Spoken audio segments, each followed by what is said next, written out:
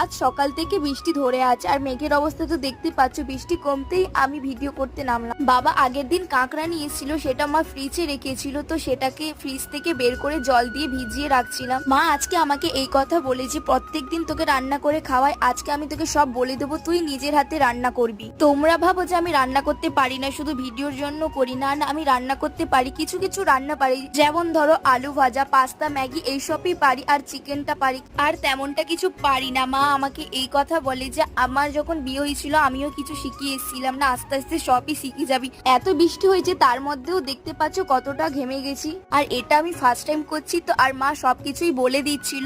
আজকের ভিডিওগুলো পুরো মা করেছে প্রথম থেকে শেষ পর্যন্ত, কারণ তোমরা দেখে বুঝে যাবে যে মা ভিডিওগুলো কেমন করেছে। তোমরা বলো তোমাদের সেখানে কি বৃষ্টি হয়েছিল? আমি তো এই কাঁকড়ার বিগ ফ্যান। তোমরা কি এই কাঁকড়ার বিগ ফ্যান? তাহলে নিশ্চয়ই কমেন্টে জানাও। তোমাদের সাথে কথা বলতে বলতে এখানে কাঁকড়ার ঝোল